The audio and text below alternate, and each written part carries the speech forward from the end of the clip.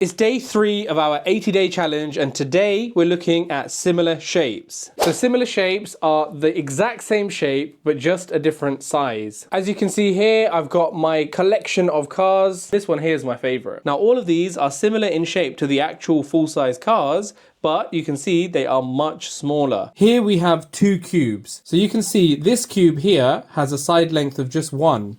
And this one over here has a side length of 4. So clearly the cube on the left is smaller than the cube on the right. But by how much? Now, I know a lot of you guys would say that it's 4 times smaller. And that's not actually correct, because it takes a lot more than just 4 of those to make up one of those. And I'm going to explain why. If you think about it, if you put 4 of those together in a line, basically you'd have a shape like that. Now, what we haven't accounted for is the fact that we've got to go that way and we've got to go up by 4 times as well. So let's look into this a little bit further. Now, as we have numbers in this example, I'm going to use those numbers to explain the relationship between the scale factors. A lot of you guys seem to think that the scale factor between the side lengths is the same as the scale factor between the volumes and even the area as well. So let's talk about this using the numbers that we've got. Now, I've labeled this cube on the left A and the one on the right B. So we already know that the side length is 1. Okay, so I'm going to write a 1 here. And we should know that the surface area of a cube can be worked out by multiplying 1 by 1 and then timesing it by the number of faces, which is 6. So this is 1 times 1 is just 1 centimeter squared. Times that by 6, that is 6 centimeters squared. So we'll write that here.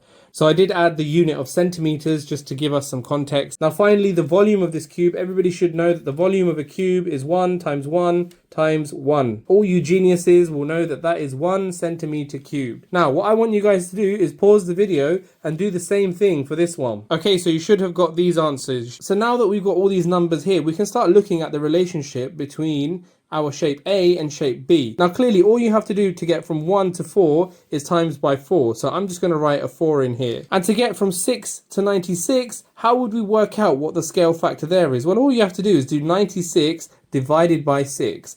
And that should give you 16. And finally, to get from 1 to 64, what do you have to do? Well, you have to times this by 64. So you can see that the scale factor between length, area, and volume is different. It's not the same, right? So now let me explain what the relationship between these numbers is. Now, when you're doing questions about similar shapes, you have to be very careful that you're using the right scale factor. So if we're talking about lengths, we can use this scale factor, the length scale factor. If we're talking about areas, we can use the area scale factor. And if we're talking about volumes, we've got to use the volumetric scale factor. So how do we work out those scale factors if all the information is not given to us? Well, I'm going to let you into a life-changing secret. These numbers here, they all have a relationship. And the relationship is that if the linear scale factor was called x, then the area scale factor would be called x squared. And the volumetric scale factor would be called x cubed. Let me explain. If x is equal to 4, then if you were to square 4, you get 16. And if you were to cube 4, you get 64. So now you should know that if you can work out the linear scale factor, from there you can work out the area scale factor and the volumetric scale factor. And if I had the area scale factor, I could work out the linear scale factor just by square rooting whatever this is. If I had the volumetric scale factor, I could cube root it and work out what the linear scale factor is. And this really opens up loads of opportunities for us. Now let's do an example from an exam paper. Here are 2 similar solids, A and B. Now, because they're similar, we know that they're the same shape, but just a different size.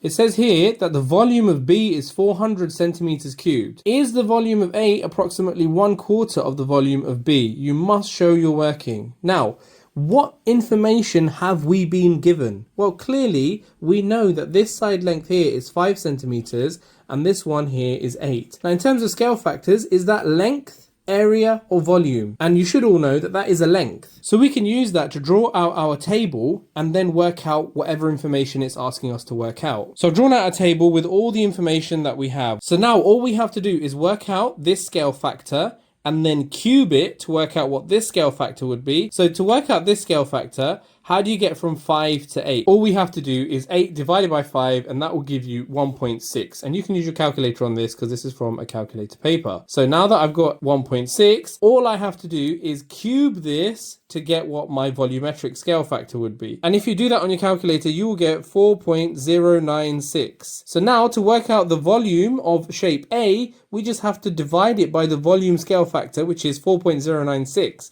Now, if you think about it, if you're dividing something by 4, that gives you a quarter of it, doesn't it? So the answer to this question is yes. This is an easy topic, but a lot of people drop unnecessary marks on it because they don't really understand how it works. If you found this useful, save the video and send it to your friends and let me know if there's any other topics that you want me to cover.